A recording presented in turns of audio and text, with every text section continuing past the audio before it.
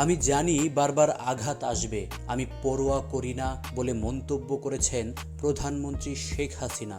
আজ বৃহস্পতিবার রাজধানীর খামারবাড়িতে কেআইবি ইনস্টিটিউট মিলনায়তনে কৃষক লীগ আয়োজিত স্বেচ্ছায় রক্তদান কর্মসূচি, আলোচনা ও দোয়া মাহফিল অনুষ্ঠানে তিনি এ কথা বলেন। প্রধানমন্ত্রী বলেন, ওরা তো জঙ্গিবাদী হিসেবে আন্ডারগ্রাউন্ডে গিয়ে আবার ধ্বংস করার চেষ্টা করবে, সে কারণে জঙ্গি সংগঠন হিসেবে এদের মোকাবেলা করা ও মানুষকে রক্ষা করার চেষ্টা সবাই মিলে করতে হবে। কারণ বাংলার মাটিতে জঙ্গির ঠাঁই হবে না।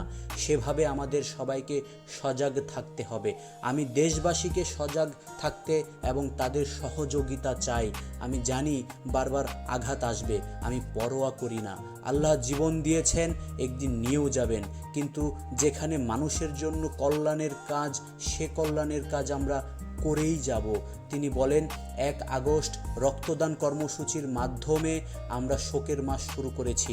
সব সংগঠনের নেতাদের এই শোকের মাসে শুধু শোক পালন নয়, মানুষের জন্য কাজ করতে হবে, মানুষের পাশে দাঁড়াতে হবে। মানুষের পাশে দাঁড়িয়ে জাতির পিতার আদর্শ ও লক্ষ্য বাস্তবায়ন করতে হবে। জাতির পিতা তো এ জাতির জন্য কাজ করে গেছেন, কাফনের কাপড় ছাড়া কিছুই নিয়ে যাননি, শুধু দিয়েই গেছেন। তার সেই আদর্শ আমাদের বাস্তবায়ন করতে হবে।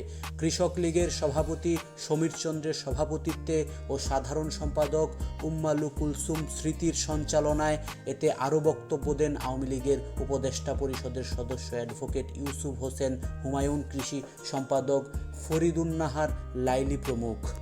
তো বন্ধুরা, প্রধানমন্ত্রী শেখ হাসিনার এমন বক্তব্যে আপনাদের কি মন্তব্য অবশ্যই কমেন্টে জানাতে ভুলবেন না।